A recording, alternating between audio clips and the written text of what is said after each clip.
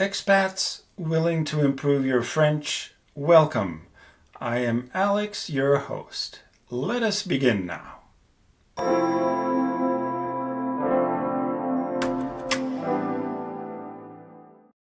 In 1969, French writer Georges Perec wrote a remarkable novel. It's called La Disparition, which means disappearance. And in the whole novel, there is not once the letter E. Given that E is by far the letter that appears the most in French, that is quite an achievement. E in French is pronounced E. In this chart, you can see the E, and you can see other pronunciations as well. So we'll go through each one of them one by one. The phonetics symbol for E that you see here is called schwa. That doesn't really matter. What matters is how it's pronounced. So you see two words in French here, le and petit, and you also see two words in English, banana and angel. So the first A in banana is exactly the same as the E in French, and so is the E in angel. This is called E accent aigu. Aigu means sharp. I don't know why this accent is called sharp actually.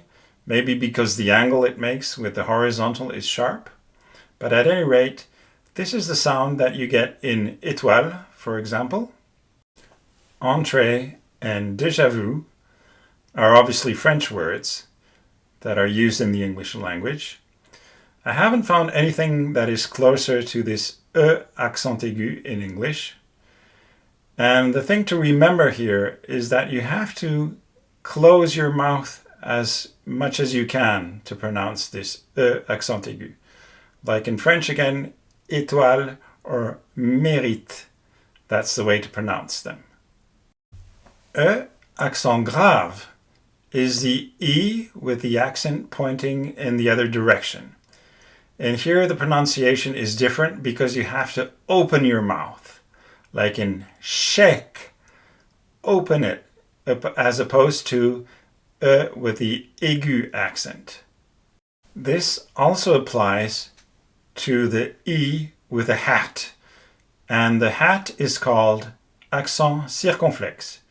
So for example, the word for forest in French is forêt.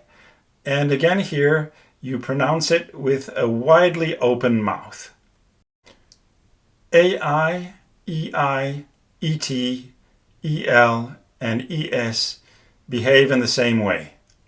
For native English speakers, this is a really easy one because pretty much every time there's an E in English, or at least most of the time, that's the way it's pronounced, like in check here, or in egg, or in web. So not difficult at all for English speakers. EIL and EILLE are different. The sound here is the same as the one in English hey or say, hence the French words oreille, pareil, and abeille. The pronunciation of EU is more of a challenge. In the first example here, we see fleur, which means flower, and a similar pronunciation would be the U in fur or in curfew. It's not exactly the same, but it's close enough. The car that I drive is a Peugeot, spelled P-E-U-G-E-O-T. Obviously, what we're after here is the P-E-U. Peugeot, okay? This is quite difficult for native English speakers because they tend to say Peugeot instead of Peugeot. That's because the sound, that's the EU here, does not have an equivalent in English.